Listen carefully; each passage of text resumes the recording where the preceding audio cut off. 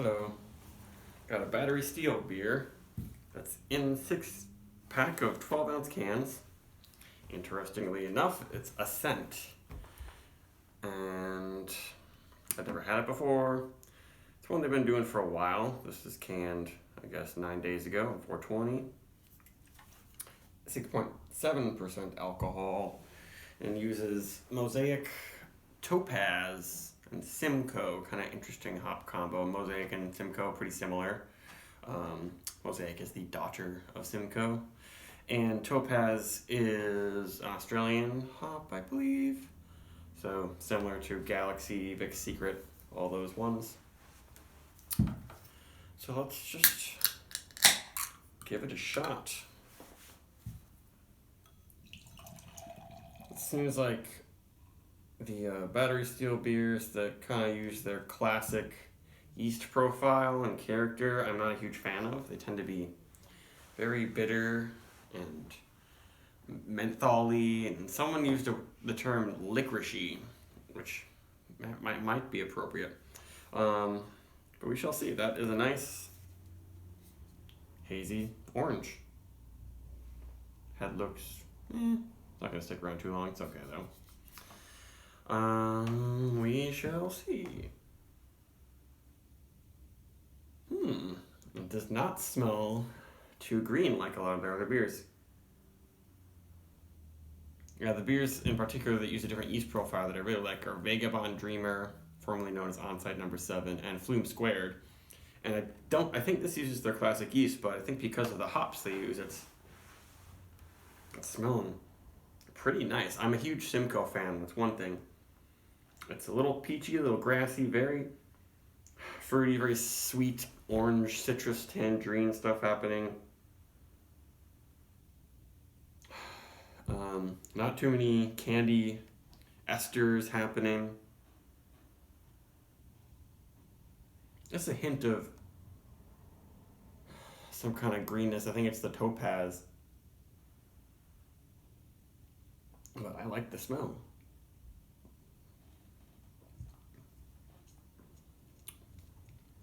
Yeah, that's nice. This has like under a 4 rating, which I'm a little surprised about, but it could have to do with the fact that it's under 7% alcohol. It's in a 12-ounce can. Things in 12-ounce cans don't look as impressive, I guess. But this kind of stands out from their other beers. It's just in the finish I'm getting now, more of that pithy, almost menthol type thing. Yeah, that's the more classic battery Steele character, but there is a good amount of fruitiness.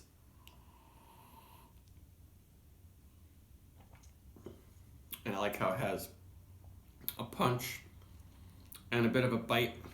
It's not just super duper sweet, but there aren't too many Portland beers that are like that. I feel like it's more like breweries that are outside of New England that when they go for this style, they tend to make them very, very low in bitterness, not sweet at all. But that's not how the New England style started in New England, especially with Hetty Topper.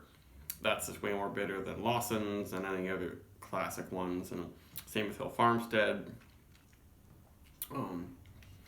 So you kind of have a different experience when you come to New England and have these beers by the people who have been doing it for a long time. And Trillium, I guess, is lowish in bitterness. I just had Congress Street that was pretty bitter.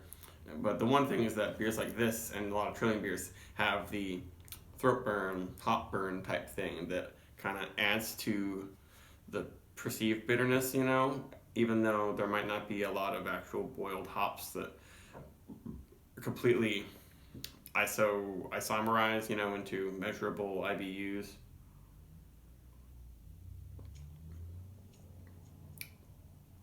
This is good, but the fruitiness seems to dissipate a little bit as I sip it, but it makes it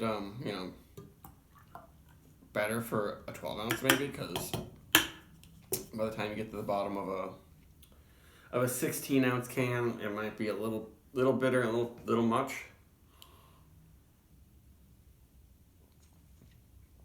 And this is ultra fresh, so maybe some of that pithy burning quality will mellow out, but I've never found actually any hazy IPA to like totally change even over the course of a month into something that's better. Like if it has some kind of a burn or something you don't like about it, it's only going to change very subtly until you keep it so long that it starts getting oxidized, and oxidation's never good.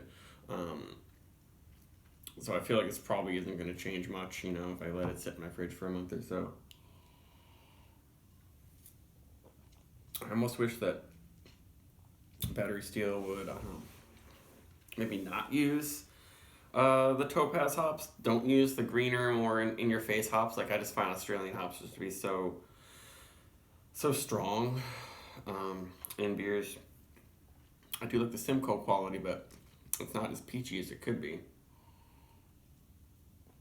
But I would say that this is a perfect beer to blend with some of those other ones that are too sweet and fruity and candy-like and don't have as much haze and texture. This has got a pretty big body and lots of oily texture on the tongue. I've got a dried out tannic tongue right now. This would be a good one to mix with more of those lackluster, sweet, hazy IPAs, and it might turn out really good. Like, there are no exact off flavors, it's just a kind of a character on this one. It's not like they're weird, like the fermentation went wrong or anything. I don't like that. It just reminds me of their original house character, but they have been experimenting with different yeasts and doing a really good job. It's usually when I have a brewery and they're like, oh, we're trying a new yeast, there might be something wrong with it.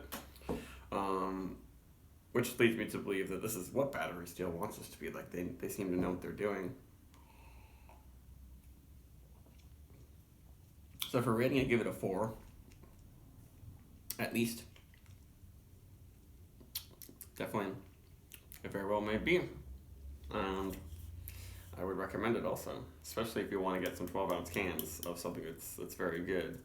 The only other one good hazy IPA around here that I see in 12-ounce 6-packs is the Sloop Juice Bomb, which those batches I have varied a little bit, but that one is rather nice too. But it is this one is quite a bit more expensive. All right, I'm done. Goodbye.